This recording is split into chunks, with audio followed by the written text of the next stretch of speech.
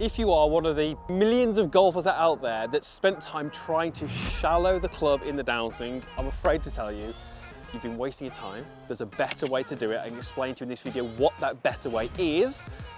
But before we do that, I kind of just want to give some context to this and explain to you why it might have been kind of actually holding you back from playing your best golf. Now you can see that my club face is pointing pretty much down towards my target. What is the mechanism from here that would cause me to open the club face? Well, that would be my lead forearm and rotating it sort of away from the target. So if I was to rotate my lead forearm away from the target or to my right, you can see how the face opens. Now I can do that a fair bit. I can open it probably by kind of 90 degrees if I use some of that rotation from my shoulder. So when I rotate my arm to my right, that opens the club face. Okay, and we can all see that there. You can all do that. You can try it. You can experiment with that. So let's go into a sort of halfway back position, or you can even this be a halfway down position. So when I take my lead arm and I rotate it to my right, which is kind of this way, what does that do? It shallows the club, okay? So this would be what we kind of see, or we would know is shallowing the club, where the grip stays kind of in its place, but the club shaft gets closer to horizontal. That's shallowing the club. What did I do? I rotated my forearm to my right. So, shallowing the club is in almost all cases also opening the face. Now, what is the one thing that the majority of golfers do not need in their golf swing, do not need more of? They do not need that club face to be more open. So if you are a slicer, if you're someone who comes over the top, if you're someone who hits fades, if you're someone who swings out to in, all of those things are probably present because you have an open face. If you start trying to shallow the golf club, you'll open the face even more and you're going to get yourself into a whole world of trouble. So there's a better way to do it. And to know what that better way is, we can use some great examples. We're going to take a look at Adam Scott and we're going to take a look at Tiger Woods back in his pomp. And what I want you to do, have a look at the screen, you can see it. We're going to get both Adam and Tiger to impact with an iron.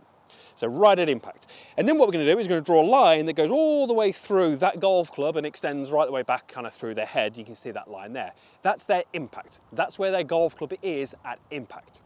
Now if we take them to the top of their golf swing, what will you see?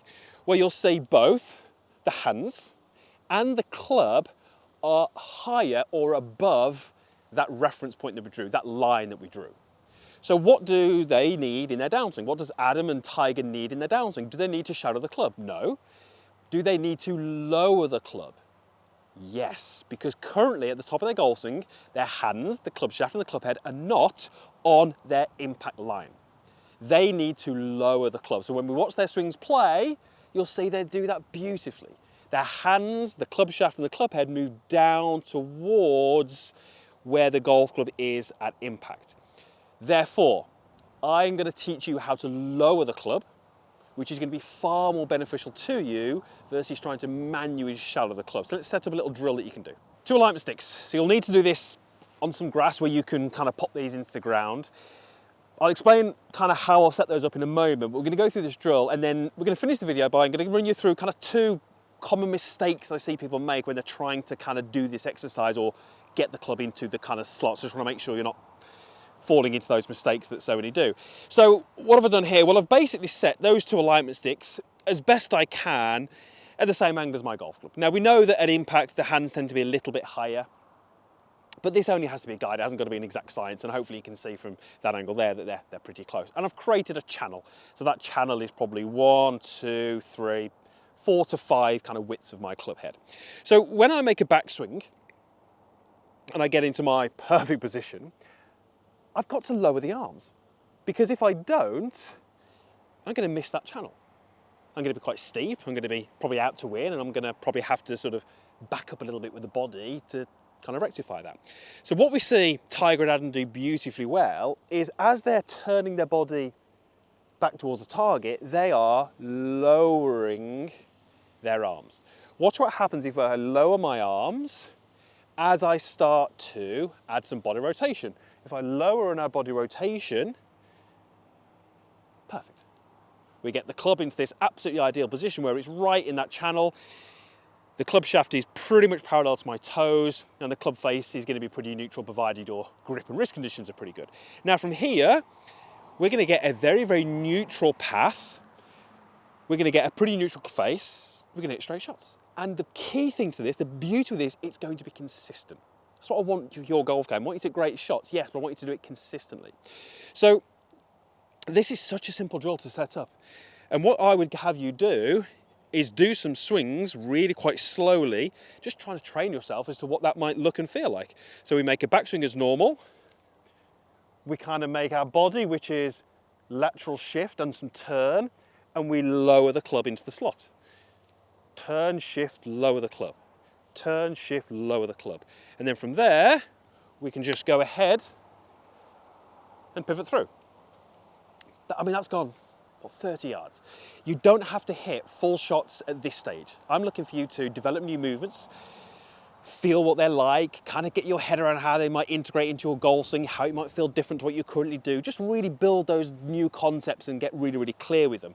And you can always add the speed a little bit later. For the majority of golfers, adding a bit of speed with these here can be tricky because you're conscious of them, but that's something you can play around with. You might feel a little bit more comfortable than others. Look where my right elbow is relative to my belt. Pretty close. Where was it at the top?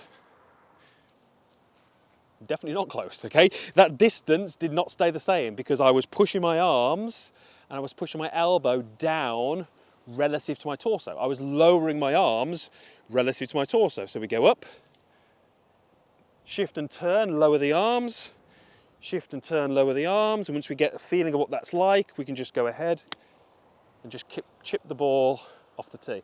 And I'm able to hit the ball pretty solid, great strikes by doing that. Now, what are the mistakes I see golfers making? Well, how we do this is really key. You notice I spoke about the elbow and the arms relative to the body. Look at this.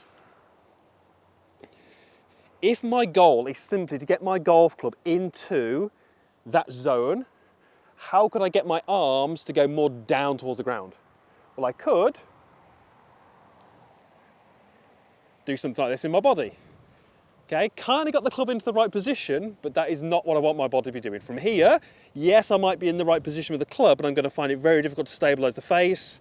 I'm probably going to find I'm very flippy through the ball. So we don't want to get the arms down into this zone by simply using weird and wonderful tilts with the body. The other one that golfers often do is they will use kind of some early extension of the body to sort of get the club to feel like it moves down behind them. These are all movements which you can kind of cheat it. If you're simply looking at where the club is, you can do those and go, yeah, I've got the club in the right position. But look what my body's doing when I'm doing this correctly. My body is working exactly as it needs to work. Shift, turn, and almost increasing a little bit of those angles. And the golf club is in the right place. Now, everything's lined up, plus I'm in a position where I can rotate and stabilize the golf club. So, shallow in the golf club. Sergio does it, there's a few others that do it. It's not for everyone. In fact, it's not for most people. It opens the face. Most golfers do not need that. It's going to make you worse. I would rather you lower the club, just like Adam Scott, just like Tiger Woods, just like many of the world's greats. That's the drill to help you do it. I guarantee you'll hit it better.